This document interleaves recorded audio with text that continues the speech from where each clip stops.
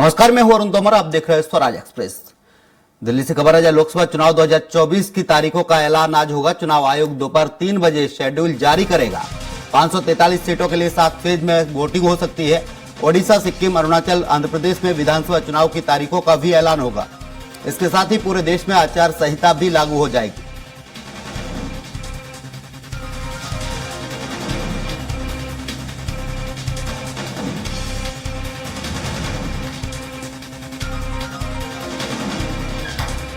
आपको बता दें, आम चुनाव 2024 और राज्य विधानसभाओं के कार्यक्रम की घोषणा करने के लिए चुनाव आयोग प्रेस कॉन्फ्रेंस करेगा। यह नई दिल्ली के विज्ञान भवन में अब से कुछ देर बाद यानी 3 बजे से होगी। इसे चुनाव आयोग की सोशल मीडिया प्लेटफॉर्म पर लाइव स्ट्रीम भी किया जाएगा। कयास लगाए जा रहे हैं कि 543 सीटों के लिए 2024 के लोकसभा चुनाव 7 या 8 फेज में हो सकते हैं। इसके साथ ही ओडिशा, सिक्किम, अरुणाचल प्रदेश और आंध्र प्रदेश में विधानसभा चुनाव की तारीखों का ऐलान भी होगा। इसके साथ ही पूरे देश में आचार संहिता भी लागू हो जाएगी।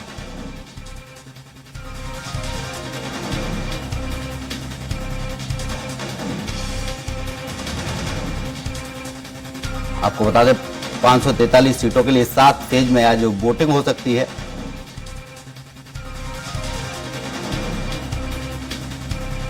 ऐलान के साथ पूरे देश में आचार संहिता लागू होगी।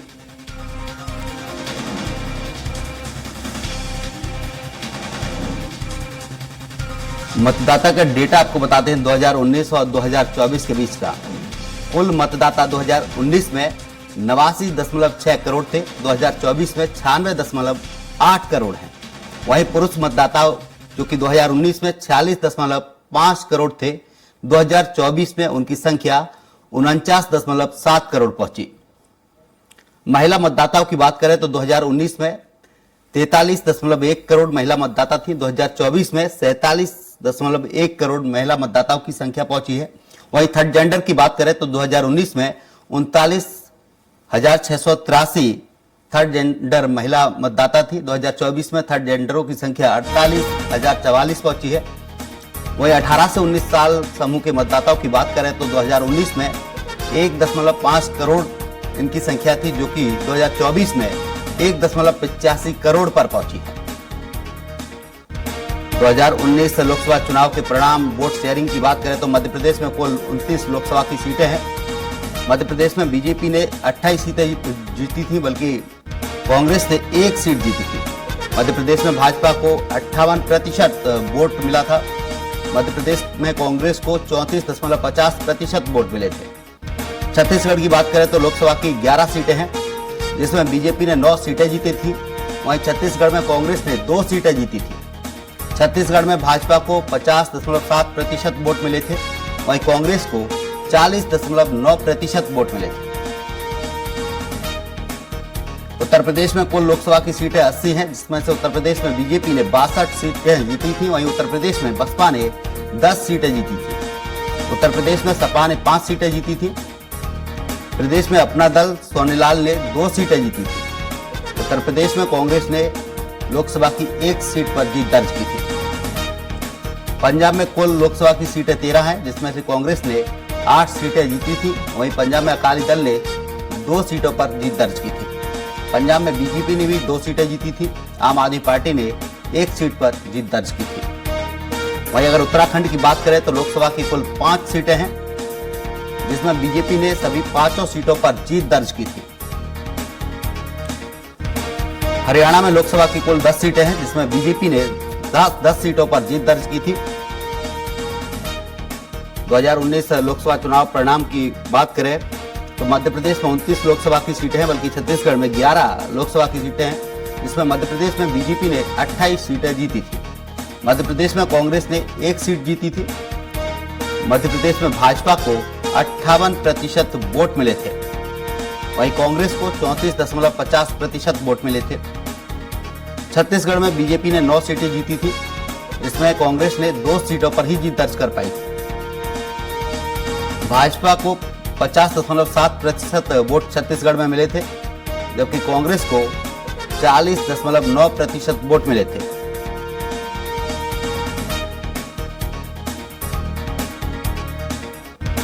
2019 लोकसभा में वोट प्रतिशत की बात करें तो भारतीय जनता पार्टी 330 सीटें जीती थी। भाजपा ने 37.36% वोट हासिल किए थे। एनडीए का संयुक्त वोट 45% था। कांग्रेस पार्टी ने 52 सीटें जीती। कांग्रेस को 19.51% वोट मिले। यूपीए का संयुक्त वोट शेयर 26% था। लोकसभा 2019 में बड़े राजनीतिक दलों की बात करें, एनडीए में 353 सीटें, यूपीए ने 91 सीटें, एआईटीसी ने 22 सीटें जीती। वहीं वाईएसआरसीपी ने 22 सीटें जीती। बीजेपी ने 12 सीटें जीती।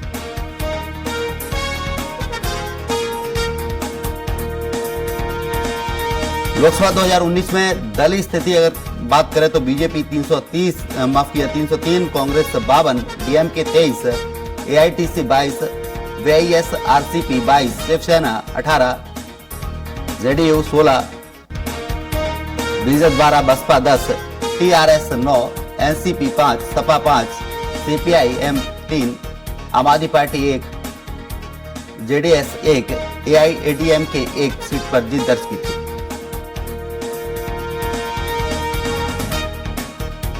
राज्यपाल लोकसभा सीटों की बात करें तो राज्य में सीटों की संख्या आंध्र प्रदेश में 25, अरुणाचल प्रदेश में 2, असम में 14, बिहार में 40, छत्तीसगढ़ में 11, गोवा में 2, गुजरात में 26, हरियाणा में 10, हिमाचल प्रदेश में 4, जम्मू कश्मीर में 6, झारखंड में 14, कर्नाटक में 28, केरल में 20, मध्य प्रदेश में 29, महाराष्ट्र में 48, मणिपुर में 2, मेघालय में 2, मिजोरम में 1, नागालैंड में 1, ओडिशा में 21, पंजाब में 13, राजस्थान में 25, सिक्किम में 1, तमिलनाडु में 39, तेलंगाना में 17, त्रिपुरा में 2, उत्तर प्रदेश में 80, उत्तराखंड में 5, पश्चिम बंगाल में 42, केंद्र शासित प्रदेश अंडमान और निकोबार में 1, चंडीगढ़ में 1, दादर एंड नगर हवेली में 1, दमनदीप में 1, लक्षद्वीप में 1, दिल्ली में 7, पुडुचेरी में 1 लोकसभा की सीटें हैं।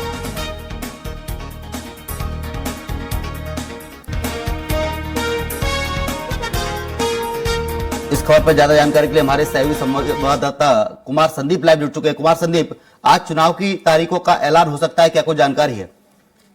जी बिल्कुल, देखिए आज भारत निर्वाचन आयोग की प्रेस कॉन्फ्रेंस है और ये 3 बजे प्रेस कॉन्फ्रेंस होगी अरुण, जिसमें कि जो लोकसभा चुनाव है किस राज्य में कब वोटिंग होगी ये आज तय हो जाएगा।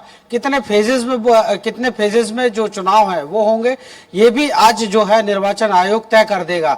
लोकसभा चुनाव को लेकर जो है सभी राजनीतिक दलों ने भी कमर कस ली है और लगातार जो है निर्वाचन आयोग आज से ही आदर्श आचार संहिता भी लागू हो जाएगी और राजनीतिक दलों के जो रैलियां हैं उनकी अनुमतियां लेनी पड़ेंगी या सरकारी कार्यक्रम है वो भी नहीं हो सकेंगे। कुल मिला के आदर्श आचार संहिता भी आज से ही लागू हो जाएगी। आज 3 बजे ये प्रेस कॉन्फ्रेंस होगी और इस बीच जो अलग अलग राज्यों के किन किन राज्यों में कब कब चुनाव होंगे इसकी तारीखों का ऐलान ही नहीं होगा, बल्कि नॉमिनेशन कब से शुरू होंगे लोकसभा इलेक्शंस को लेकर, नॉमिनेशन के बाद नाम वापसी की क्या तारीख होगी और इसके अलावा स्क्रूटनी जो है जो भी लोकसभा के उम्मीदवार होंगे उनकी स्क्रूटनी की तारीख भी होगी और इसके बाद जो वोटिंग का डे है, मतदान दिवस कब होगा और किस किस राज्य में कब वोटिंग होनी है ये सब लोग आज निर्वाचन आयोग तय कर देगा। और साथ ही साथ इस पूरा का पूरा जो 543 लोकसभा सीटें हैं पूरे देश में उन पर काउंटिंग कब होगी इस एक साथ, क्योंकि काउंटिंग होनी है अरुण, ऐसे में काउंटिंग डे भी बड़ा महत्वपूर्ण दिन होगा क्योंकि इसके साथ ही जो लोकसभा का निर्वाचन है 2024 का लोकसभा चुनाव जो है वो पूरा कंप्लीट होगा। तो पूरी की पूरी जो प्रोसेस है आज निर्वाचन आयोग अपनी प्रेस कॉन्फ्रेंस में बताएगा कि किन किन फेजेस में चुनाव होने हैं, कब कब जो है वोटिंग डे रहेंगे और कितनी तारीख को किस प्रदेश में कब मतदान होगा। अरुण कुमार संदीप, 4 राज्यों में विधानसभा चुनाव की बात कही जा रही है, क्या जो प्रेस कॉन्फ्रेंस होगी उसमें इनका भी जिक्र किया जाएगा? जी बिल्कुल, देखिए 4 राज्यों में विधानसभा चुनाव होने हैं और पूरी उम्मीद यही जताई जा रही है कि उड़ीसा सिक्किम समेत जो 4 राज्य हैं उनमें आज ही जो है विधानसभा के जो विधानसभा का चुनाव है वो आज ही डिक्लेयर जो है वो निर्वाचन आयोग कर देगा, क्योंकि बीते चुनाव की भी अगर बात की जाए तो बीते चुनाव में भी इसी तरह से लोकसभा चुनाव के साथ ही इन विधानसभाओं के चुनाव भी संपन्न कराए गए थे। तो पूरी उम्मीद जताई जा रही है अरुण के आज लोकसभा के साथ इन राज्यों की विधानसभाओं के लिए भी जो इलेक्शन प्रोसेस है उसकी घोषणा जो है निर्वाचन आयोग कर देगा। कुमार संदीप, जिस तरीके से आप बता रहे हैं कि आदर्श आचार संहिता आज से लागू हो सकती है, प्रेस कॉन्फ्रेंस होगी, इसको लेकर सुरक्षा की दृष्टि से किस तरीके का माहौल राजधानी में देखने को मिल रहा है? जी बिल्कुल, देखिए जिस तरह से ताबड़तोड़ तबादलों का दौर बीते दिनों मध्य प्रदेश में दिखाई दिया, रात के 4-4 बजे जो है आईएएस आईपीएस की सूचियां, तबादला सूचियां या फिर उनकी जो पोस्टिंग है उसके आदेश जारी किए गए। इसके अलावा जो और प्रशासनिक जमावट हो सकती है उसके नीचे जो एसएएस के अफसर है या फिर आरएएस जो एसएएस के अफसर, एसपीएस के अफसर, सभी के तबादले जो किए गए। इसके अलावा कई सीएमओ, कई आरआई, पटवारी के अलावा कई डॉक्टर्स को भी बदला गया। साथ ही साथ निचले स्तर पर भी बात की जाए तो जो थाना स्तर के अधिकारी होते हैं, टीआई लेवल के अधिकारी होते हैं, उनके भी ट्रांसफर जो है मध्य प्रदेश में किए गए। और अब जो है ताबड़तोड़ भूमि पूजनों का दौर जो है सुबह से जारी था और अब जो है 3 बजे के बाद इस पर ब्रेक लगना तय है, क्योंकि निर्वाचन आयोग लोकसभा चुनाव की जो घोषणा है वो करेगा और इसी के चलते पूरे प्रदेश में ताबड़तोड़ भूमि पूजन भी हो चुके हैं। तो कुल मिलाकर अब प्रशासन भी जो है वो पूरी तरह से इस लोकसभा इलेक्शन को लेकर तैयारी कर रहा है।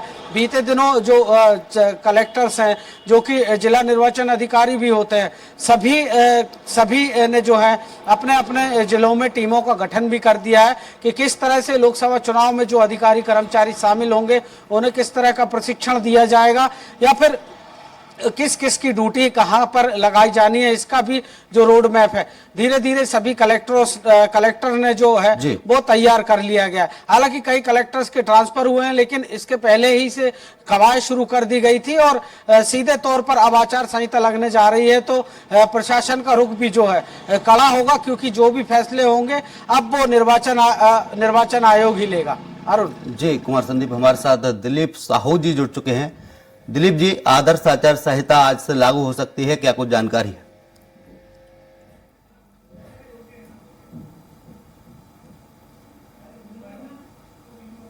पूरे देश भर में आदर्श आचार संहिता लागू हो जाएगी। और छत्तीसगढ़ की बात करें तो छत्तीसगढ़ में भी इसकी पूरी तैयारियां निर्वाचन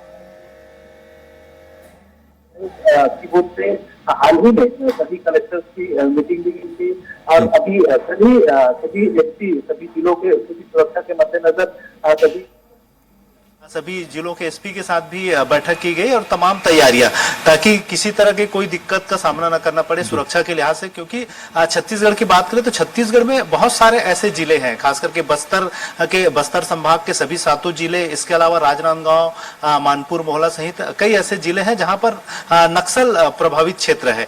तो इस लिहाज से चुनाव पारदर्शी ढंग से हो, किसी तरह का कोई जनहानि ना हो, क्योंकि नक्सली जो है माओवादी वो सीधे तौर पे चुनावों का बहिष्कार करते हैं। तो उनसे किस तरह के निपटे और अंदरूनी क्षेत्र में जो बूथ बनाए जाएंगे उसकी कैसी सुरक्षा, इन तमाम चीजों को लेकर जो बैठक हुई हाल ही में, इसमें सुरक्षा के तमाम इंतजामात को लेकर सभी एसपी और सभी जो अधिकारी है, पुलिस के तमाम जो अधिकारी है, उनके साथ बैठक की गई और किस तरह से सुरक्षा के इंतजामात होंगे इसको लेकर चर्चा की गई। साथ ही साथ प्रशासनिक व्यवस्था की बात करें तो प्रशासनिक व्यवस्था के लिए भी तमाम जिला कलेक्टर, जो जिले के निर्वाचन अधिकारी होंगे, उनके साथ भी बैठक की जा चुकी है। उनके साथ भी तमाम तरह की तैयारियों को लेकर लगातार निर्वाचन आयोग की ओर से, राज्य निर्वाचन आयोग की ओर से भी लगातार बैठकें की जा रही है। तो प्रशासनिक और सुरक्षा के दृष्टिकोण से देखा जाए तो दोनों तरह की तैयारियां लगभग पूरी की जा चुकी है। लगातार जिस तरह से मतदाता सूची का भी पुनरीक्षण का दौर जो चल रहा था वो भी पूरी हो चुकी है।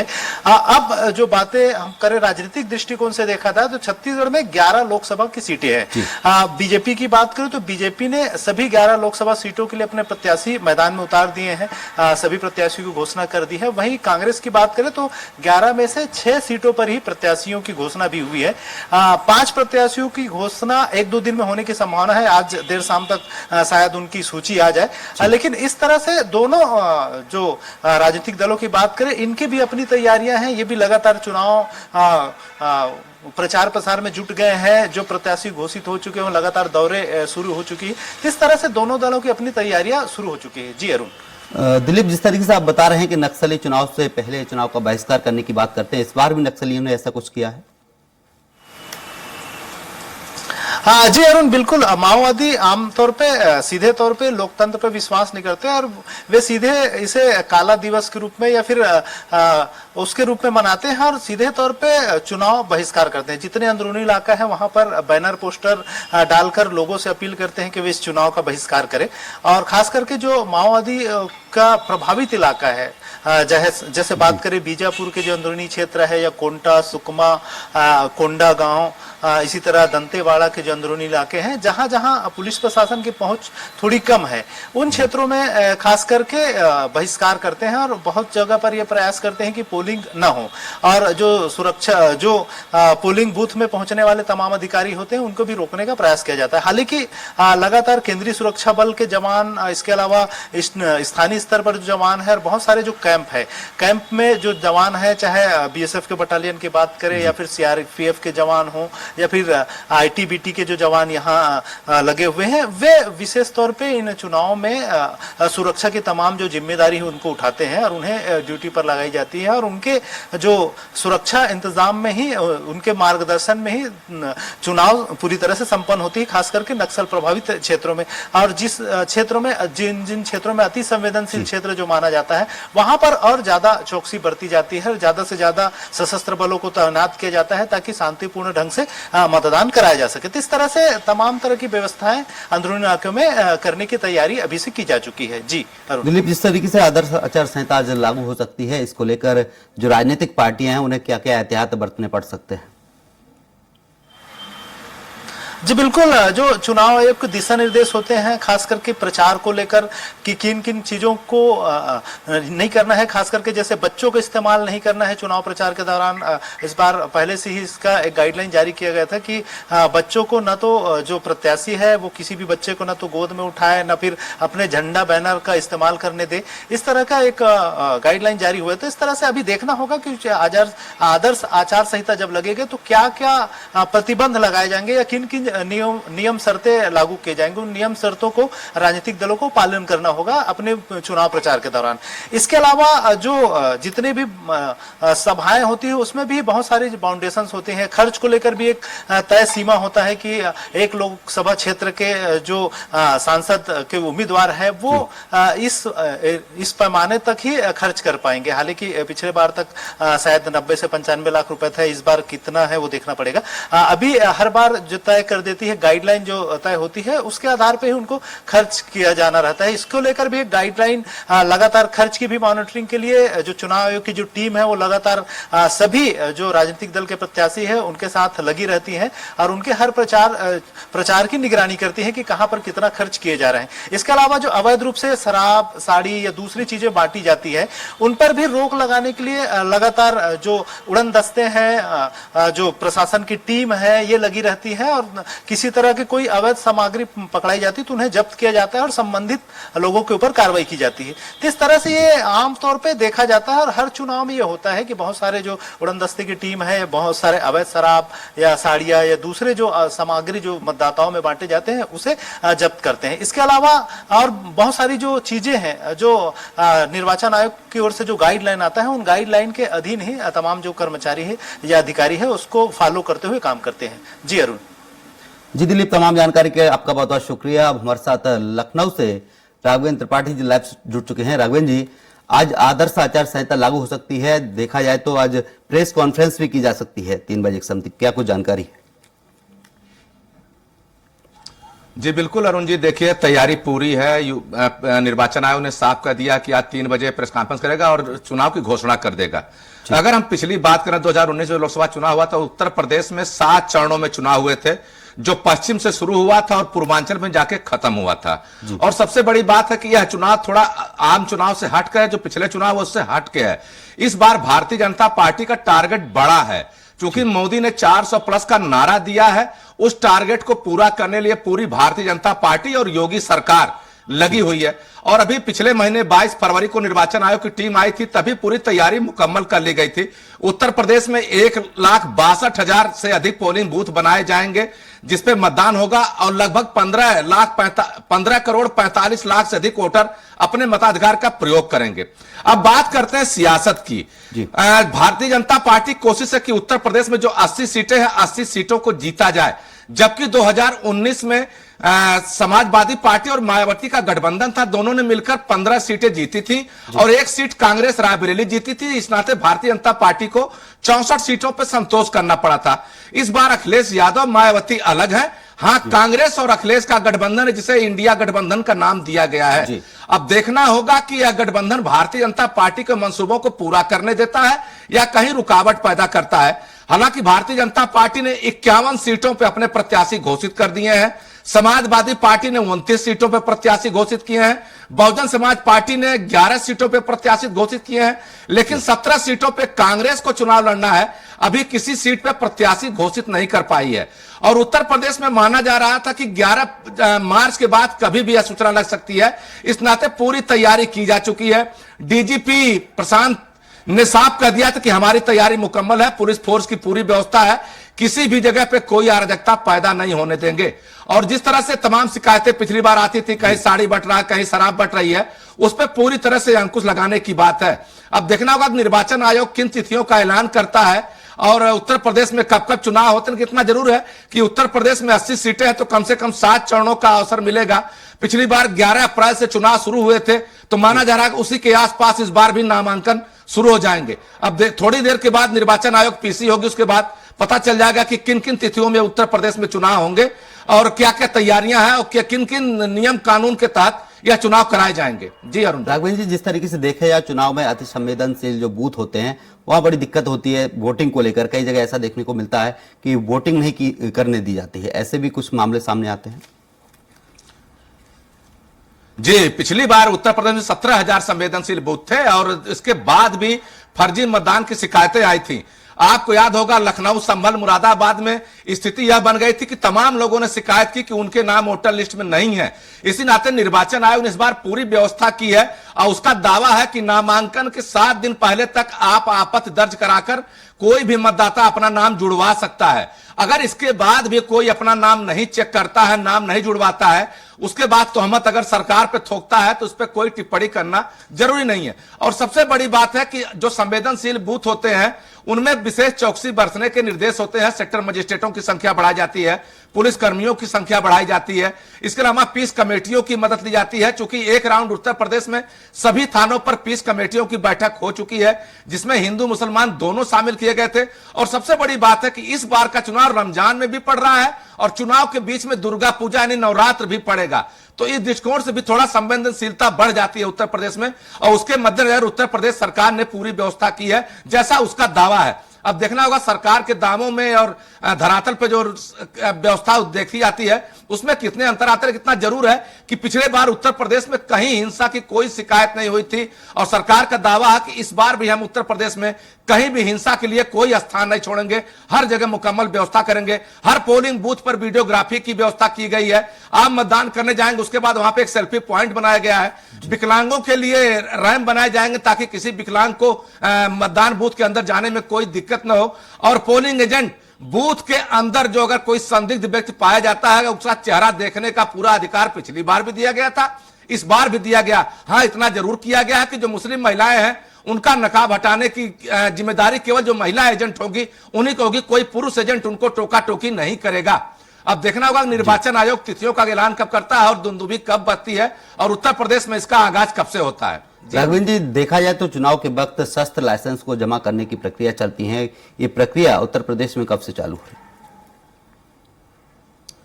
देखिए, शस्त्र लाइसेंस जमा करने की प्रक्रिया 16 दिसंबर 23 से ही शुरू हो गई थी उत्तर प्रदेश में और 11 फरवरी तक सभी के शस्त्र लाइसेंस जमा करा दिए गए हैं। जो अति वीआईपी लोग हैं उनके शस्त्र लाइसेंस इस शपथ पत्र के साथ छूट दी गई है कि वह चुनाव के दौरान उस शस्त्र लाइसेंस को लेकर बाहर नहीं निकलेंगे। हालांकि यह वैध शस्त्र लाइसेंसों की बात होती है, लेकिन जब चुनाव आते हैं तमाम घटना ऐसी होती है जहां पे अवैध असलहों का इस्तेमाल किया जाता है, तो उसके लिए पुलिस प्रशासन अपना इंतजाम कर रहा है, अपने मुखबिरी के जरिए उनकी भी धरपकड़ हो रही है। अभी बिजनौर में, हरदोई में, फर्रुखाबाद में तमाम तमंचा फैक्ट्रियां भी पकड़ी गई थी। और सबसे बड़ी चुनौती होती है चुनाव में नकली शराब की, और जो देसी शराब बनाकर बेचे जाते हैं उन पे। चूंकि जब मतदान के एक दिन पहले से आसपास के इलाकों में शराब की दुकानें बंद हो जाती हैं, उस समय इस तरह की गतिविधियां बढ़ जाती हैं, तो इस पर भी पुलिस की नजर रहेगी। और सबसे बड़ी बात है कि 7 चरणों में चुनाव होने से पुलिस फोर्स का जो डिप्लॉयमेंट है वह आसानी से हो पाता है। और उत्तर प्रदेश इतना बड़ा इलाका है, उसको लेकर एक चुनौती जरूर रहती है, लेकिन पुलिस फोर्स की भी संख्या पूरी मुकम्मल है। होमगार्डों की नई भर्ती की गई है। अभी 73,000 नए सिपाही भी भर्ती गए जिनकी ट्रेनिंग पूरी हो चुकी है, उनको भी मैदान में उतारा जाएगा। ड्रोन कैमरों से निगरानी रखी जाएगी। और जो शहर नदी के किनारे हैं वहां जल परिवहन की, जल पुलिस की भी व्यवस्था की गई है, ताकि दूसरे जिले के लोग आके कोई उत्पात न कर पाए। तो तैयारी पूरी। अब देखना होगा कि उसको धरातल पे कितना प्रशासन उतार पाता है, यही सबसे बड़ी चुनौती है। वादे तो तमाम किए जाते हैं, दावे तमाम किए जाते हैं, लेकिन जब कमियां सामने आती हैं तो सारे दावे धरे रह जाते हैं। जी अरुण जी। राघवेंद्र जी, देखा जाए उत्तर प्रदेश एक बड़ा राज्य है, कई राज्यों की सीमा से कनेक्टिविटी है। जी आपको बता दें, कुछ ही देर में चुनाव की तारीखों का ऐलान हो जाएगा। चुनाव आयोग प्रेस कॉन्फ्रेंस करेगा, तारीखों का आज ऐलान होगा। देश भर की निगाहें चुनाव आयोग की प्रेस कॉन्फ्रेंस पर टिकी हुई है। 543 सीटों के लिए 7 फेज में वोटिंग हो सकती है। ऐलान के साथ ही आदर्श आचार संहिता लागू हो जाएगी। आपको बता दें, कुछ ही देर में चुनाव की तारीखों का ऐलान हो जाएगा। चुनाव आयोग प्रेस कॉन्फ्रेंस में तारीखों का ऐलान करेगा। देश भर की निगाहें चुनाव आयोग की प्रेस कॉन्फ्रेंस पर टिकी हुई है। 543 सीटों के लिए 7 फेज में वोटिंग हो सकती है। ऐलान के साथ ही पूरे देश में आचार संहिता लागू हो जाएगी। आप बैठिए बैठिए।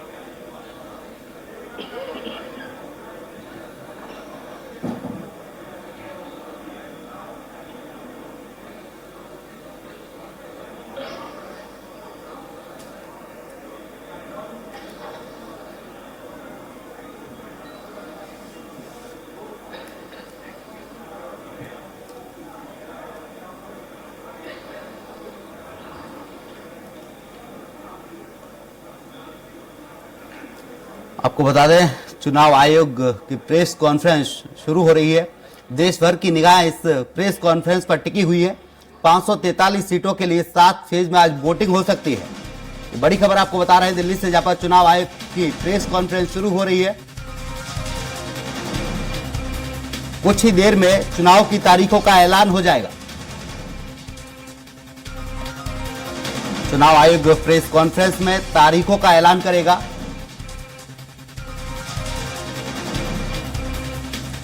पांच 543 सीटों के लिए 7 फेज में वोटिंग हो सकती है। ऐलान के साथ ही आदर्श आचार संहिता लागू हो जाएगी।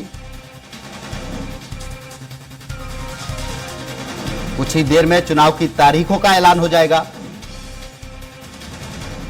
दिल्ली से बड़ी खबर आपको बता रहे हैं, जहां पर चुनाव आयोग की प्रेस कॉन्फ्रेंस हो रही है। कुछ ही देर में चुनाव की तारीखों का ऐलान हो जाएगा। 543 सीटों के लिए 7 फेज में वोटिंग हो सकती है। ऐलान के साथ ही आचार संहिता लागू हो जाएगी। देश भर की निगाहें इस प्रेस कॉन्फ्रेंस पर टिकी हुई है, क्योंकि इस प्रेस कॉन्फ्रेंस में चुनाव की तारीखों का ऐलान किया जाएगा।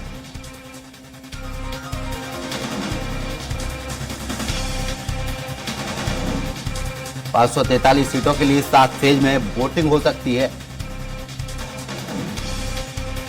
ऐलान के साथ ही आचार संहिता लागू हो जाएगी। अब देख सकते हैं कि चुनाव आयोग प्रेस कॉन्फ्रेंस की तैयारी में है। और इस प्रेस कॉन्फ्रेंस में चुनाव की तारीखों का ऐलान किया जाएगा।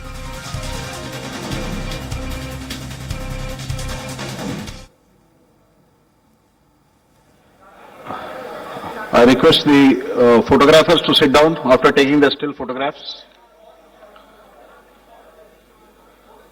Kindly be seated.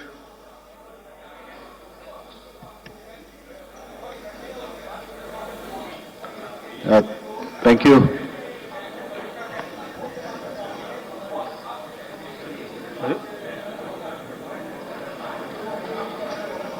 Good morning, friends from the media. आप सबका इस प्रेस कॉन्फ्रेंस में स्वागत है। It's a big day today for all of us at ECI, and I would like to formally welcome you to this press conference to announce the schedule for general elections and some state assemblies. It's my privilege to introduce the Honorable Chief Election Commissioner Shri Rajiv Kumar Ji, the Honorable Election Commissioner Shri Ganesh Kumar, and the Honorable Election Commissioner Dr. Sukhbir Singh Sandhu. Also on the dais today are senior officials who have been a part of Team ECI in the past 2 years and have played a crucial role in the run-up to the general elections. Namely, Senior Deputy Election Commissioners Shri Dharmendra Sharma and Shri Nitesh Vyas. Also DECs Shri Udesh Kumar, Shri Ajay Badu, Shri R.K. Gupta and Shri Manoj Sahu. Another crucial team member has been DG IT Srimati Neeta Verma. Also on the dais is our Joint Director Media Anu Chandak, who is familiar to most of you here. I am B. Narayanan, DG Media for the Commission. The format is as follows. There will be opening remarks by the CEC along with the presentation. We will share the PDF copy of the presentation with all of you after this event is over. The PC is also being live streamed on X along with the slides and live streamed on our YouTube and Facebook. Following this PowerPoint, there will be a question and answer session. When you want to ask a question, raise your hands. Wait for a chance to be called by me to put your question. I will direct the mic to come to you. When it's your turn, introduce yourself and your organization and then ask your question. I request you to be brief and ask only one question at a time. Please keep your mobiles on silent mode. Sir, I request you to deliver your opening remarks. Thank you. Thank you, Mr. Narayanan. Good afternoon, friends. My recently joined distinguished colleagues, let me introduce you to them. Shri Ganesh Kumar ji on my right and on your left, and Shri Sukhbir Singh Sandhu ji on my left. Senior officials from Election Commission of India, friends from media, और विभिन्न संचार माध्यमों से जुड़े हुए देश के मतदाता, आप सबको सबसे पहले अभिनंदन, नमस्कार। आप सभी का इस प्रेस कॉन्फ्रेंस में स्वागत है। As you see, our team is now complete. All three of us are here and we are fully prepared. So now our request is to all the voters to get inked. Please, the entire team in the ECI is ready to ink the voters. Please join us. I think this is the most awaited press conference in this part of the year. We address you at a precious moment when we as a nation are set to reiterate our pledge to electoral democracy, when Indians will together express their will once again. This is a historic opportunity for all of us. By the way, this year also marks a pivotal moment in the global landscape of democracies. 2024 is a year of elections across the world. Over 6 nations and people will vote across the hemispheres, across the date lines. However, India's elections have been like a pole star, both for its quantity and quality, and I'll elaborate it in detail in this conference. दुनिया के सबसे बड़े और सबसे जीवंत लोकतंत्र के रूप में भारत पर सभी का ध्यान केंद्रित रहता है। जहां चुनाव एक त्योहार है जिसमें लोकतंत्र के रंग उभरते हैं और देश के सभी हिस्से उसमें समावेश होते हैं। चुनाव का पर्व, देश का गर्व। Let me say in the very beginning that it is our promise to deliver a national election in a manner that we add to our global shine and remain a beacon for electoral democracies across the world. We are committed to give the nation a truly festive democratic environment.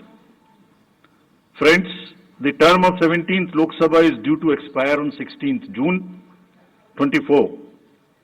The term of legislative assemblies of Andhra Pradesh, Odisha, Arunachal, Sikkim are also due to expire in June 24. Jammu Kashmir assembly में भी चुनाव due हैं. We in the Commission understand with all humility at our command, that every election is a new test and failure is not an option. The entire election machinery has been trained on all aspects of election management. I had myself personally interacted with over 800 district magistrates across the length and breadth of the country.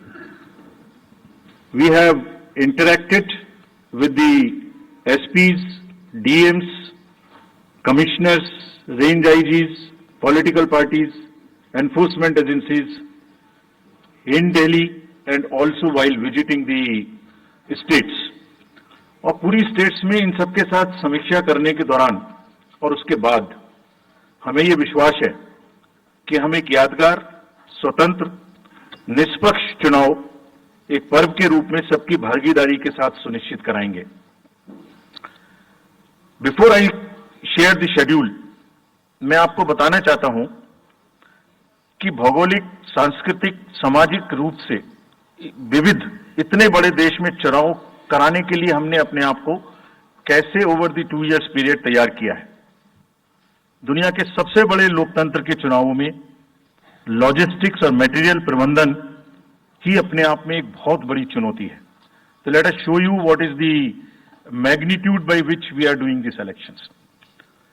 We have 97 crore registered voters, more than the combined voters of a few continents put together, America, Europe, Australia, many put together. Over 10.5 lakh polling stations, and कितने लोग उसको conduct करते हैं? 1.5 crore polling officials and security officials conduct those elections. More than 55 lakh EVMs, 4 lakh vehicles, और अब तक हम क्या कर चुके हैं? 17 general elections to the parliament, 400 से ज्यादा असेंबली इलेक्शंस कर चुके हैं. ये इलेक्शन कमीशन का एक लीगेसी है.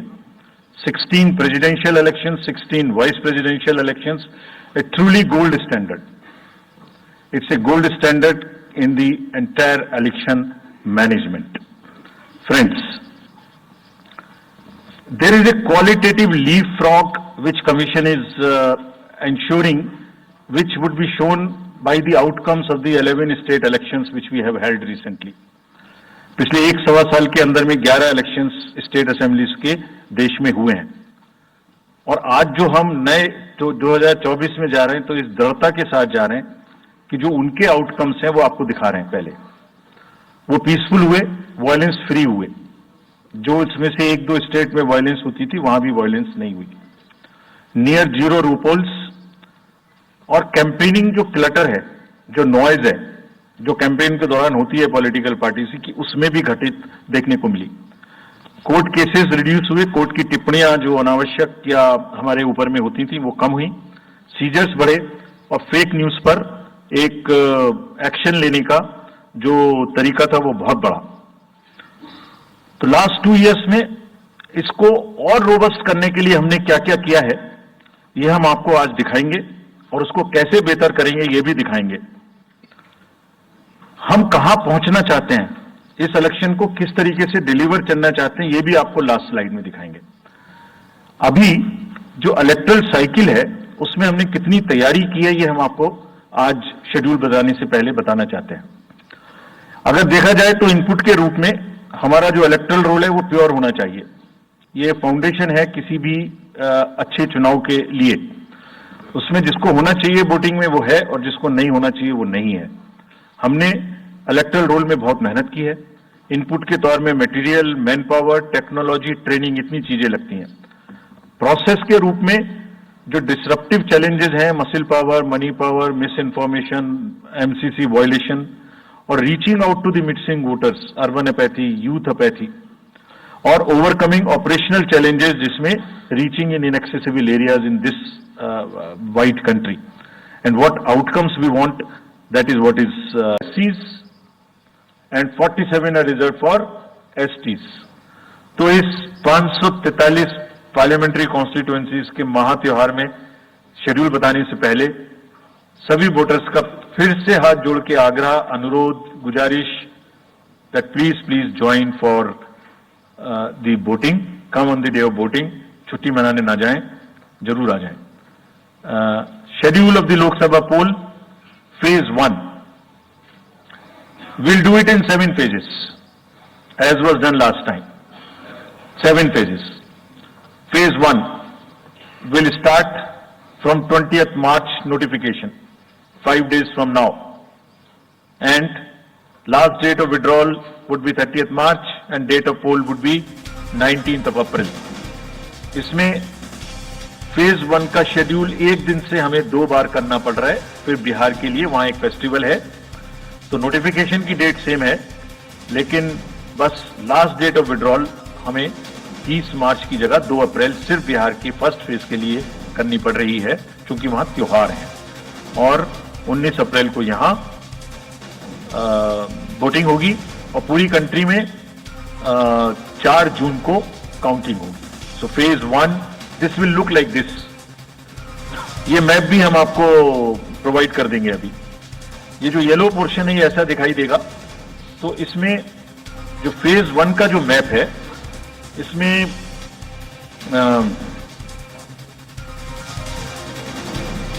नॉर्थ ईस्ट, नीचे तमिलनाडु, राजस्थान, सेंटर में छत्तीसगढ़, मध्य प्रदेश और उत्तराखंड, और ऊपर में जम्मू कश्मीर की 1 पार्लियामेंट्री कॉन्स्टिट्यूएंसी। ये येलो फर्स्ट फेज का आपके सामने में मैप है।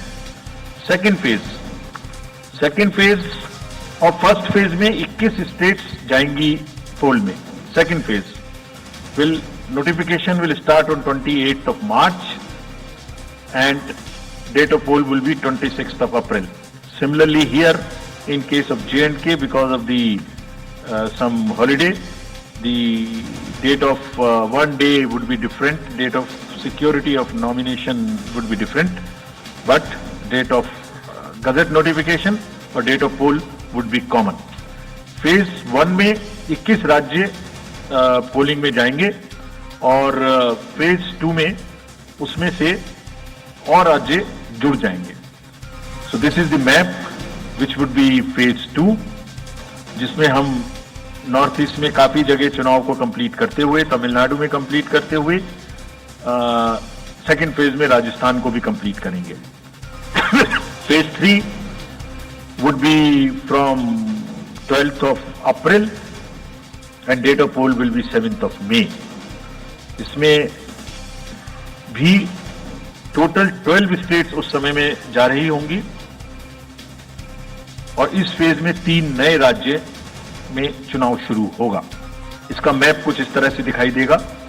राजस्थान हम कवर कर चुके होंगे, तमिलनाडु कवर कर चुके होंगे, केरला कवर कर चुके होंगे, गुजरात इसमें कवर कर लेंगे, नॉर्थ ईस्ट पूरा कवर कर चुके होंगे और हम नए राज्यों को मिला के 3 इसमें नए राज्य भी जुड़ेंगे।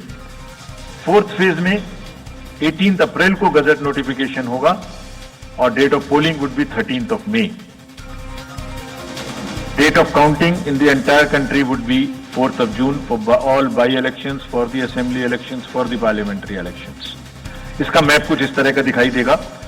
इस समय तक हम इसमें Telangana, Andhra, Odisha would start, and by that time, other than that, entire South India would be complete, entire Western India would be complete, Northeast would be complete. और फिफ्थ फेज 26 अप्रैल से शुरू होगी और 20 मई तक चलेगी। 20 मई तक डेट ऑफ पोल होगी, बीच में नॉमिनेशन, स्क्रूटनी और विड्रॉल की डेट्स रहेंगी। Counting of course is 4th of June. It will look like this, which is in front of you, and phase 5 में 49 constituencies will be going to the poll. Phase 6 में 57 constituencies will go to the poll, starting from the gazette notification on 29th of April, and finishing on 25th of May 2024. इसका map कुछ इस तरह का दिखाई देगा कि मोस्टली यूपी, बिहार, बंगाल, उड़ीसा और साथ में कुछ नॉर्थ का पोर्शन चालू रहेगा. Last phase, 7th phase notification will be on 7th of May and polling on 1st of June. So last polling would be on 1st of June and counting on 4th. And इस phase में पूरा पंजाब, हरियाणा भी शामिल रहेगा, Bengal, Bihar, Orissa. This is how the map will look. Yellow denotes the first phase and accordingly the legends are given. We will share this map also with you, ताकि आप इसे अपने साथ रख सकें, इसके हिसाब से देख सकें. ये भी कोशिश की है हमने, और अगर पूरी फेज वाइज हम पिक्चर दें, ये भी एक अच्छी स्नैपशॉट है, जिसमें फेज 1 में 102 कॉन्स्टिट्यूएंसीज, फेज 2 में 89, फेज 3 में 94, फेज 4 में 96, 49, 57, 57.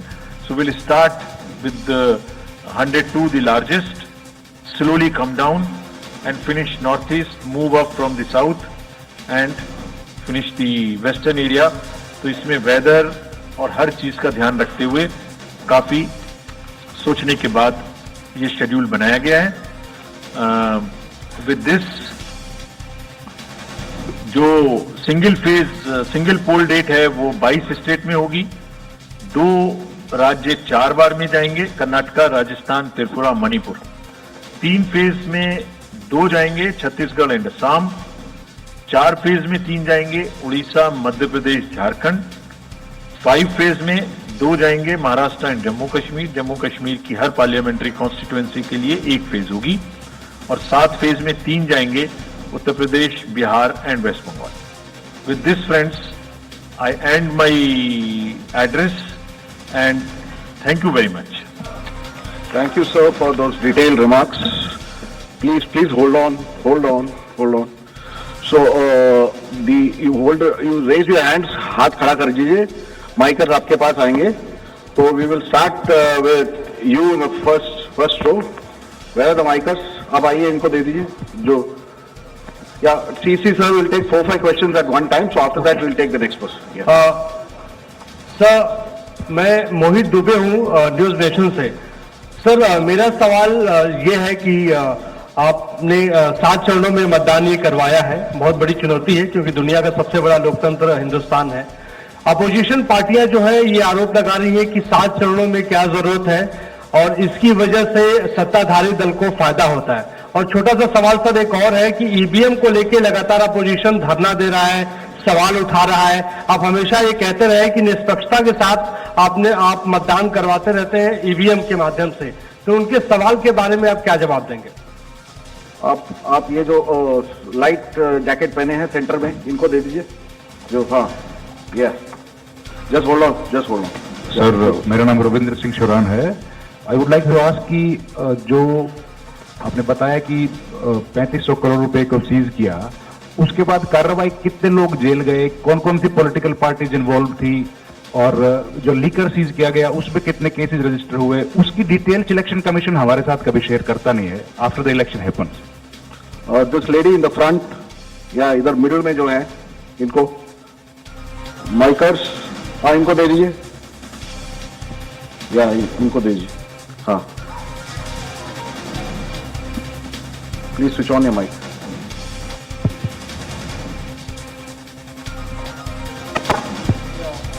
Great. Samir Hussain from BBC News. This is an incredible feat to try and get every person who's eligible to vote. I'm wondering how much money is being spent, and in addition, what is the biggest concern in terms of these elections? Okay. The lady in the 4th row over there with that black dress, उनको दे दीजिए. माइकर्स middle में. हाँ, उनको जो बीच में है.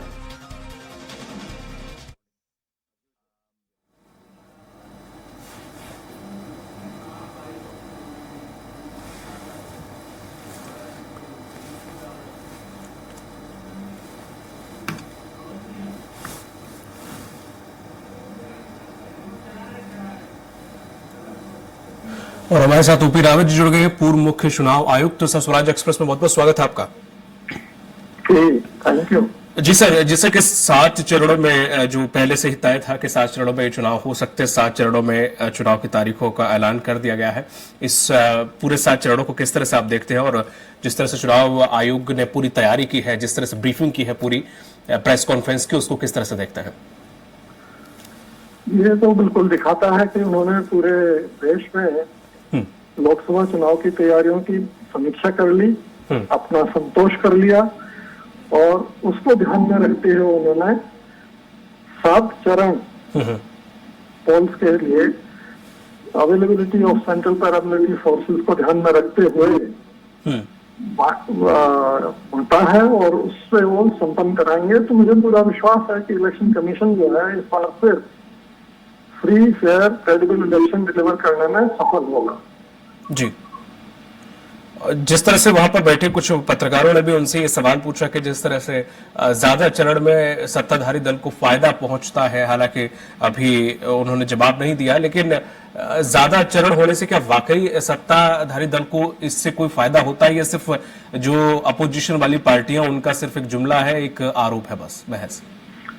Actually ये चरण जो तय होते हैं, ये होते हैं availability of central paramilitary forces के अनुसार।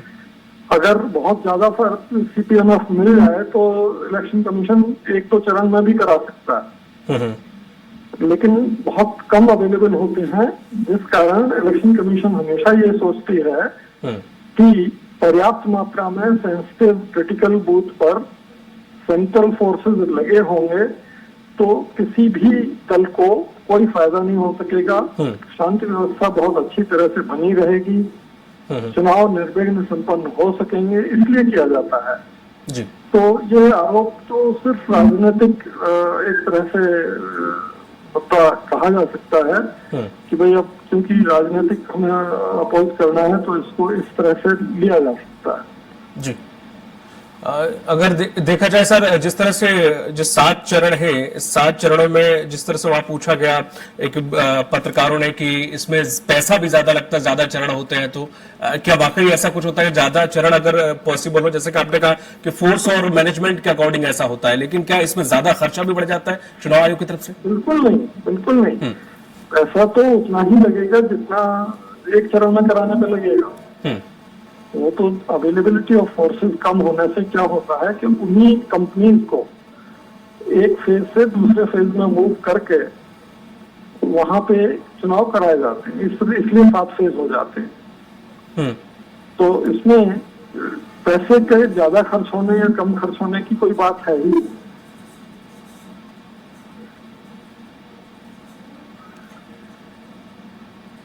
बिल्कुल सर, जिस तरह से आदर्श आचार संहिता जब लगती है तो प्रशासन सारे काम जो है वो ठप कर देता है, ऐसा क्यों? ये थोड़ा सा गलतफहमी के कारण होता है। आदर्श आचरण संहिता सामान्य गतिविधियों का कोई रोक नहीं लगाता।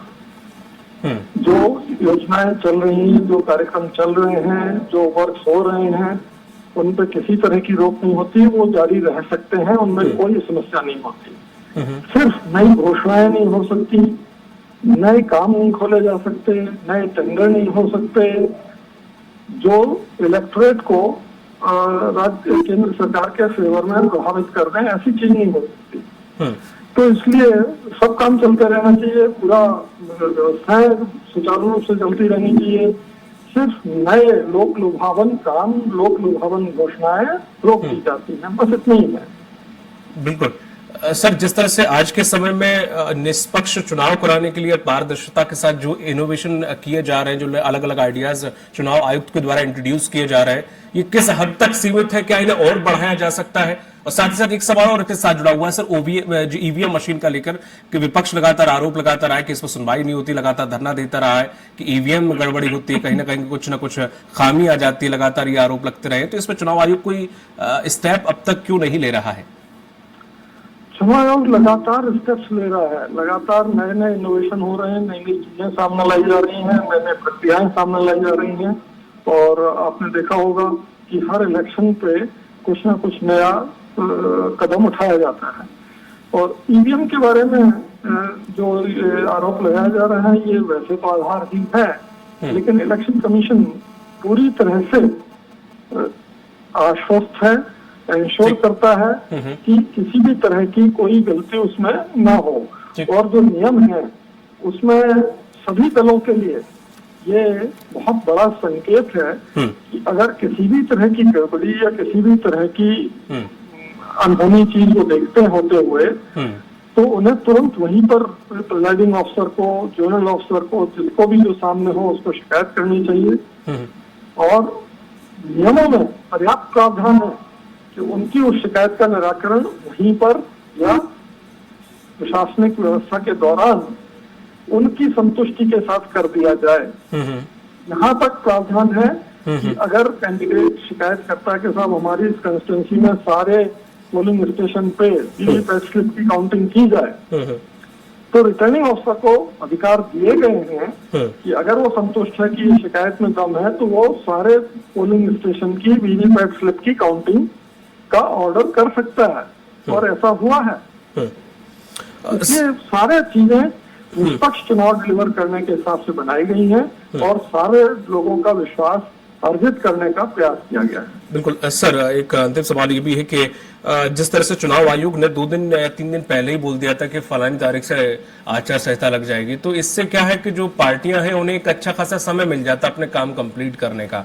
तो क्या ये पहले से अनाउंस करना चाहिए या किया जाता रहा है इससे पहले भी? हमेशा से ऐसा ही होता है। वैसे पहले एक दिन पहले नहीं बताया जाता था, इस बार एक दिन पहले बता दिया कि कल 3 बजे घोषणा होगी। हाँ, तो यही अंतर है, बाकी हमेशा सुबह बताया जाता है और आफ्टरनून में कभी प्रेस कॉन्फ्रेंस होती है, इतना ही अंतर है। और इसमें मैं कोई कुछ नहीं कर सकता क्योंकि जो करने के लिए 5 साल मिले थे, जब उसमें नहीं कर पाया तो 12 घंटे में क्या कर लेगा।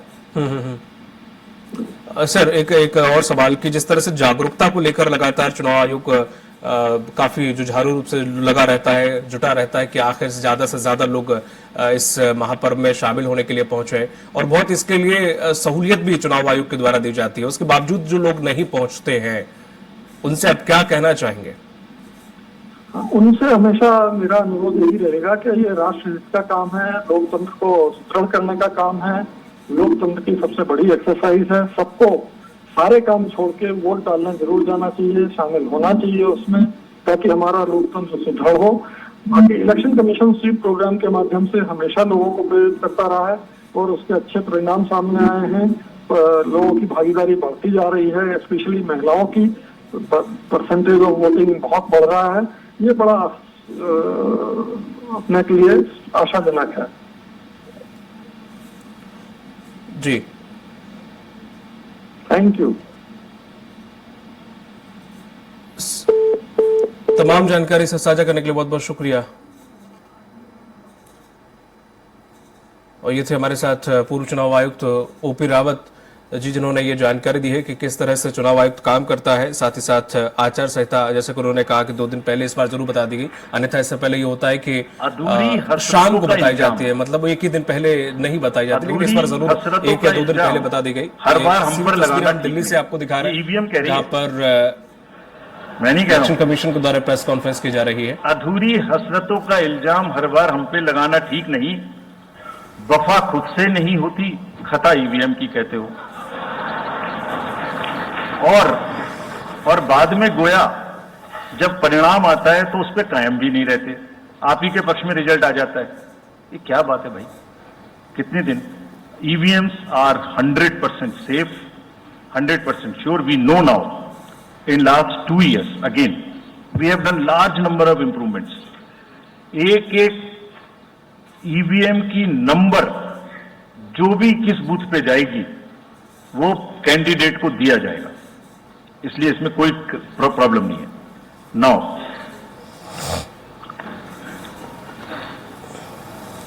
जो एमसीसी के बारे में प्रश्न पूछा, जिसमें आप ये पूछना चाह रहे हैं कि हम बायस्ड होके किसी के खिलाफ एक्शन लेते हैं, किसी के खिलाफ नहीं लेते, यही आप प्रश्न बेसिकली पूछना चाह रही हैं। पूछना नहीं चाह रही हैं, आरोप लगा रही हैं, जिसका मुझे जवाब आपको देना चाहिए।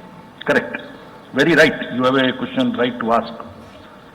आप पिछले 8, 10, 11 इलेक्शंस की सारे आरोप जितने हमारे पास आए हैं वो सबको एक बार पढ़िए।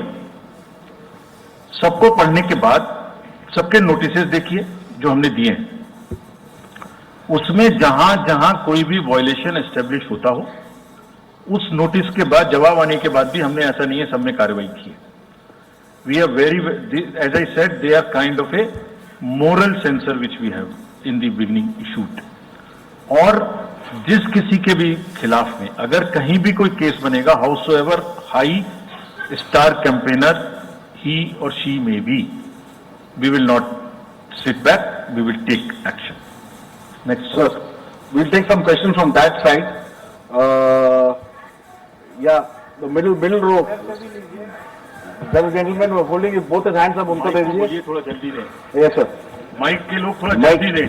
थोड़ा माइक जरा जल्दी दीजिए, वो सेंट्रल रो में है, वो हाथ उठा रहे हैं वो। जी मैं आशीष हूँ अमर उजाला डिजिटल से। मेरा सवाल है सर, जो आपने अभी 4M की बात की थी उसके लिए क्या कोई एडिशनल डिप्लॉयमेंट आपने किया है? अगर किया है तो वो क्या है sir? Just yeah, give it to him there. Yeah, please. मैं राजस्थान पत्रिका से नवनीत मिश्रा हूं। अभी इलेक्टोरल बॉन्ड पे जिस तरीके से घमासान मचा हुआ है और सुप्रीम कोर्ट ने भी उस सिस्टम को खत्म कर दिया है, और जो चुनावी चंदे की जो पारदर्शिता की बातें होती है तो उसके लिए वो सिस्टम लाया गया था। तो आयोग का अगला कदम क्या होगा, क्योंकि इसके बाद से कैश की चुनौती है वो बढ़ेगी चुनाव में।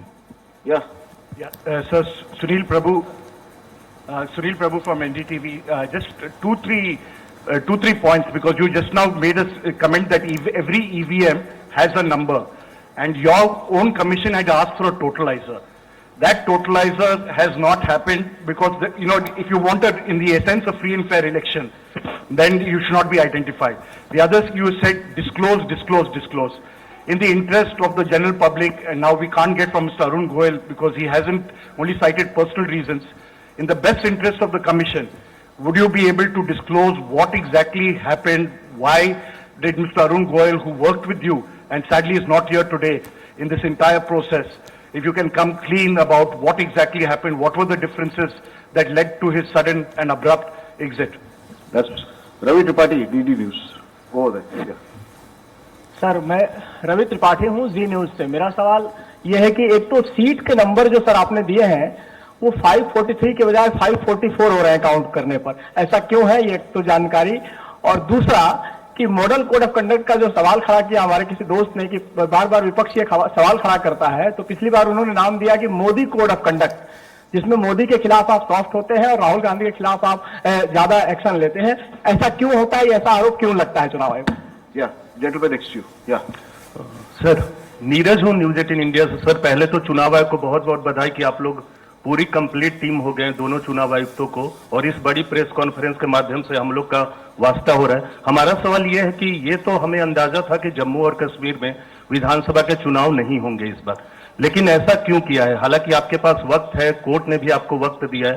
जम्मू कश्मीर में विधानसभा चुनाव न कराए जाने की क्या वजह है? Yeah, the gentleman with the... Yeah, do it. Yes. Sir, my name is T.N. Ashok. I used to be former editor of PTI. I also write a lot of political articles from New York. So I just wanted to know, I was just following the Federal Election Commission of the US, which publishes on its website the amount of money raised by presidential candidates. Like, say, it has just come out only yesterday. Biden has raised about $106 million. Trump has raised $88 million. Nikki Haley has raised about $48 million, and Vivek Ramaswamy has raised about $24 million. Is it possible for the Election Commission of India to publish such kind of details of not the candidates, but the parties? How much have they raised for the 2024 elections? Yeah, thank you. CC will take questions. Now let me answer these questions first. Very critical, very important questions. What are in everybody's discussion during this time, and it is necessary that one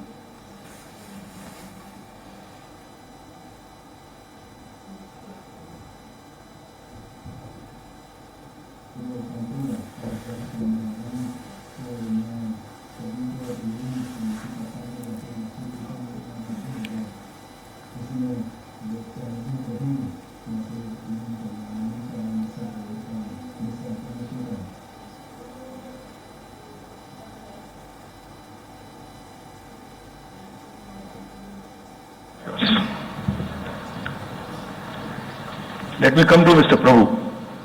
You asked the questions on totalizer. I entirely agree with you that booth-wise result मालूम होने से किस booth पर किसने किसको कितना vote दिया ये जानने से it's not a best possible situation in the country. We fully agree with this, and therefore we brought totalizer. The totalizer was an instrument कि जैसे एक राउंड में 14 टेबल पर काउंटिंग हो रही है तो 14 मशीन्स को एक साथ जोड़ दीजिए और 14 का रिजल्ट एक साथ आएगा तो कम से कम इतना पता नहीं लगेगा. लेकिन महाशय यहां तो एक ही मशीन के रिजल्ट पे भरोसा नहीं हो रहा. मैं 14 जोड़ दूंगा तो लोग बोलेंगे पता नहीं क्या कर दिया. Let the political system mature itself. The need is to introduce totalizer. We are ready to introduce it. Technology is ready. But let one has to work in the entire landscape. Let that be matured further. We prepared the machine to take votes of the migrant workers remote voting. The prototype is ready. Machine can take 72 polling assemblies together. That's a step towards remote voting. We are also ready at some stage for remote voting through electronically, through blockchains and all. But let such things take time to assimilate, to adjust. एक समय होता है हर idea का. So perhaps the time for this idea has not come. It is a little premature, but yes, it can tackle that ill. About my friend you asked. Mr. Arun was a very, very distinguished member of our team, and I thoroughly enjoyed working with him all the time. But in every institution, somebody will have to be given the personal space, and I am sure the personal space should not be touched and one should not be insensitive to ask personal questions. If he had personal reasons, it's fine, you must respect it. In the commission, let me make it clear to everybody. As you said, disclose. We also have another principle, participate. Involve all political parties. So in the commission, we have a very sound tradition, not today, of large, and I must thank this to my predecessors, worthy predecessors. Whatever we are today, it is because of them. And that's one tradition in the commission, that dissent within commission is encouraged. Within 4 walls of ECM, the commission room, which we call, it's a round room, because it's such a complicated exercise in the world, 3 minds are always better than 1. We discuss, we sleep over issues, we take time, we assimilate, and हमेशा एक उसमें कहावत है ना, फिर मुझे याद आ गया, वैसे ही निंदक न्यारे रखिए, आसपास रखने चाहिए जो लोग आपको चैलेंज कर सकें. सो कमीशन में बहुत ट्रेडिशन है, वो हमेशा होता रहा है और होते रहना चाहिए. So that's the answer which I wanted to give you. Jammu Kashmir assembly elections क्यों नहीं हमने कराए, ये आपने एक प्रश्न पूछा. बहुत इंपॉर्टेंट क्वेश्चन है नीरज जी आपका. हम बहुत कॉन्शियस हैं इस बात से.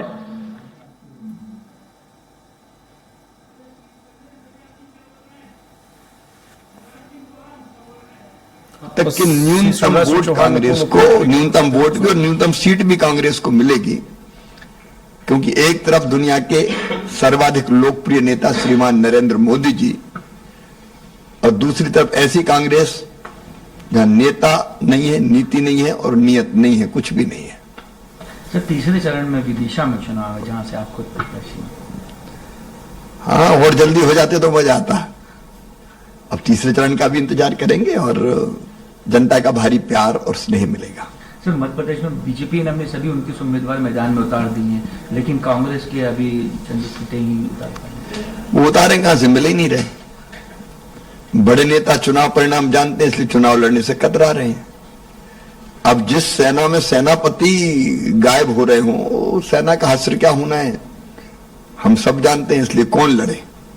तो आपका फोकस विदिशा पे रहेगा कि पूरे मध्य प्रदेश पे या फिर पार्टी मुझे जहां भेजेगी मैं वहां जाऊंगा। विदिशा की जनता का वैसे ही आशीर्वाद प्राप्त है, लेकिन जनता को प्रणाम करने में जाऊंगा जरूर, लेकिन बाकी समय पार्टी जहां मुझे भेजेगी वहां मैं चुनाव प्रचार करूंगा। क्योंकि अब तक बुधनी की जनता यही कहती है कि नामांकन भरिए फिर हम संभाल लेंगे। अभी तो विदिशा वाले भी यही कह रहे हैं कि जरूरत नहीं है, लेकिन फिर भी एक बार मैं जनता के बीच जाऊंगा जरूर आशीर्वाद लेने। से डिस्प्लेस्ड लोग जो इंडिया में हैं उनके लिए वो रिजर्व की जाएगी, और ये सारे, इसका मतलब reorganization act and delimitation act were not in sync, and therefore there was no occasion for the commission to conduct the election till that happens. When did that happen? That happened in December 2023 by amendment in the J&K reorganization act. तो हमारा metre कब से चालू हुआ है? दिसंबर 2023 से metre चालू हुआ है चुनाव कराने का।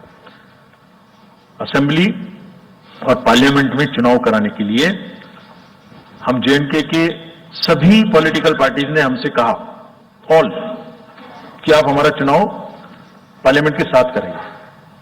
वी रेस्पेक्ट दैट, और हम समझते हैं ये हमारी ड्यूटी है, हम उसे कराएं।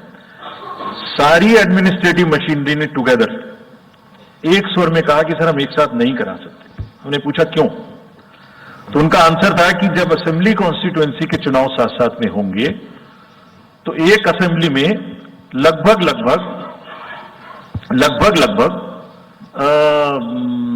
10 से 12 कैंडिडेट खड़े होंगे। सो 90 इंटू 12 करीब 1000 कैंडिडेट हो गए, और J&K में सिक्योरिटी की वजह से हर कैंडिडेट को कम से कम 2 सेक्शन फोर्स प्रोवाइड करनी पड़ती है। 2 सेक्शन फोर्स का मतलब हो गया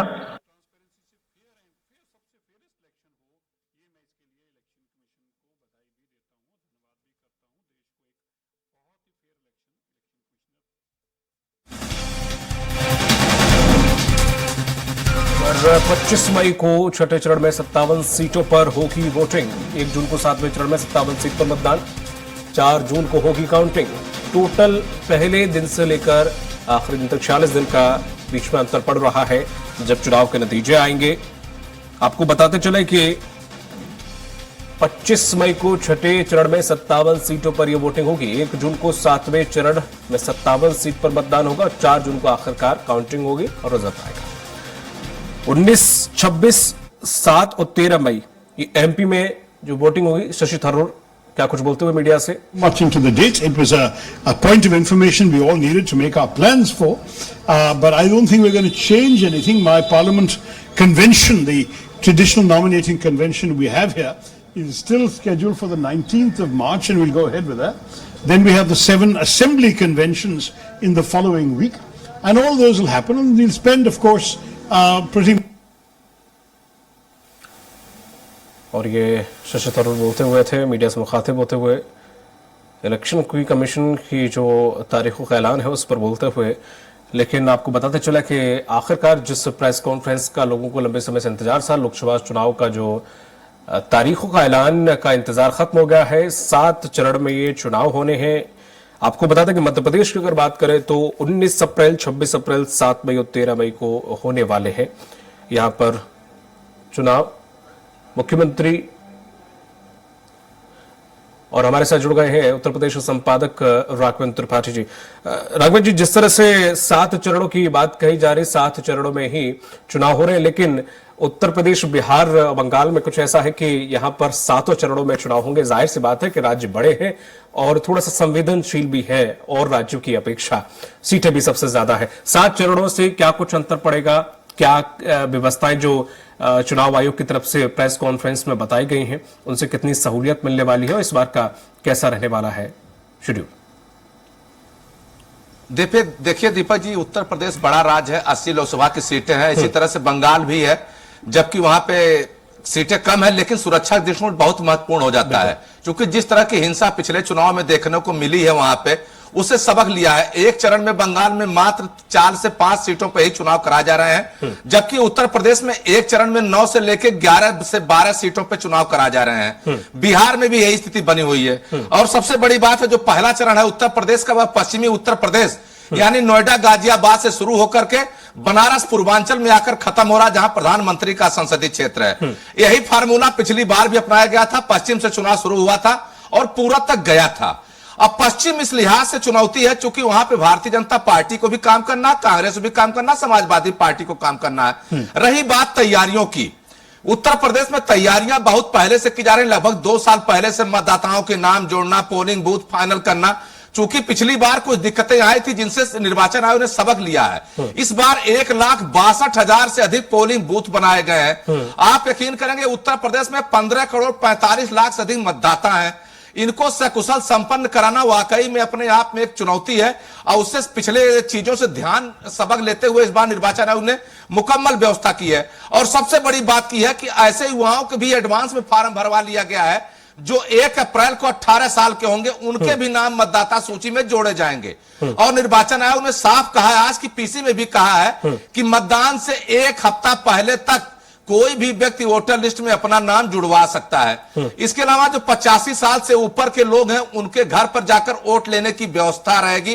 अगर वह चाहेंगे तो मतदान कर्मी उनके घर जाएंगे, वोट डालेंगे। विकलांगों के लिए ट्राई साइकिल की व्यवस्था की गई है ताकि वह सुगमता से बूथ तक जा सके। अब रही बात सुरक्षा की, सुरक्षा के लिहाज से उत्तर प्रदेश में 7 चरणों में चुनाव है, जो पश्चिम से शुरू होगा, पूरब में जाकर खत्म होगा। चूंकि उत्तर प्रदेश में एक परंपरा रही है, पहले मैनपुरी, एटा, इटावा, संभल में जब मतपत्र से चुनाव होते थे तो कोई बिना पुनर्मतदान के कोई चुनाव संपन्न नहीं होता था। लेकिन धीरे धीरे स्थितियां बदली हैं। अभी भी पिछले साल बदायूं में थोड़ा उपद्रव हुआ था, उससे भी सबक लिया गया है। इस बार ड्रोन कैमरों की निगरानी जरूर की जाएगी, ऐसा निर्वाचन आयोग ने साफ कर दिया है। जो जिलाधिकारियों को दिशा निर्देश जारी किए गए हैं, उनसे कहा गया कि ड्रोन कैमरों से जरूर निगरानी रखें। जब पोलिंग बूथ के पोलिंग पार्टियां पहुंच जाएं, तब से उनकी वीडियोग्राफी कराई जाए, मतदान संपन्न होने तक कराई जाए। तो कुल मिलाकर किसी तरह की कोई शिकायत न हो, उसको लेकर भी पूरी व्यवस्था की गई है। और सबसे बड़ी बात दीपक, देखिए, गाहे बगाहे विपक्षी पार्टियां ईवीएम को लेकर भी सवाल उठाती हैं, जबकि मुख्य निर्वाचन आयुक्त राजीव कुमार ने साफ कहा है कि जब चुनाव में कोई जीतता है तो सवाल नहीं उठते, हारने पर सवाल उठाए जाते हैं। अब मैंने कई बार पॉलिटिकल पार्टियों को इनवाइट किया, कई बार डेमो दिया, कई बार दिखाया, लेकिन किसी ने कोई शिकायत नहीं की। और जब चुनाव संपन्न होने के बाद शिकायत करते हैं तो उससे ईवीएम के साथ पे सवाल उठता है जो बेबुनियाद है। तो कुल मिलाकर तैयारियां पूरी हैं, बिगुल बच चुका है। अब राजनीतिक दलों को तय करना है कि कैसे चुनाव परिणाम को अंजाम देंगे। और सबसे बड़ी बात, हेट स्पीच को लेके और जो फेक न्यूज है, इनको लेके भी बड़ी चिंता है निर्वाचन आयोग की। क्योंकि उत्तर प्रदेश में कई राजनेता ऐसे हैं, जब चुनाव का वक्त आता है तो हिंदी मुस्लिम का ऐसा नारा देते हैं कि स्थिति विकट हो जाती है। पिछले साल कई शीर्ष भारतीय जनता पार्टी के नेताओं को, समाजवादी पार्टी के नेताओं को कई दिनों का चुनाव प्रचार करने से रोक लगाई गई थी। आजम खां थे, उसमें योगी आदित्यनाथ मुख्यमंत्री थे, उन्हें भी 3 दिन के लिए पाबंदी लगाई थी, प्रचार नहीं करेंगे। तो यह चिंता का विषय है। निर्वाचन आयोग की कोशिश यही है कि हेट स्पीच से बचा जाए। और दूसरी है फेक न्यूज। जब चुनाव में हार जीत में कोई अखबार, कोई न्यूज चैनल जब कहता है इनका पलड़ा भारी है, उसको निर्वाचन आयोग अब गंभीरता से लेगा। उसे सोर्स बताना पड़ेगा कि आपका सोर्स क्या है, जो आपने कहा है कि फला प्रत्याशी का पलड़ा भारी है, फला को फला काम करना पड़ेगा। अगर अखबार में छपता है तो उस पर विज्ञापन लिखना होगा। तो अब देखना होगा कि जितने गाइडलाइंस है इसका कितना पालन होता है। चूंकि दावे बहुत किए जाते हैं, जब चुनाव दौर चलता है तो शिकायतों के पत्र जाते हैं, उस पर कार्रवाई होने में कई दिन लग जाते हैं। लेकिन इस बार आयोग ने दावा किया है कि उन्होंने जो पोर्टल बनाया है उस पर आप जब शिकायत करेंगे तो आपके स्थान को ट्रेस करके 100 मिनट के अंदर उसका निस्तारण करेंगे। इस बार इम्तिहान निर्वाचन आयोग का है, पॉलिटिकल पार्टियों का इम्तिहान है ही। बिल्कुल जी दीपक जी, आगे भी सर अब आपसे बात जारी रखेंगे, लेकिन फिलहाल वक्त एक छोटे से ब्रेक का चलते होंगे। हाँ सर,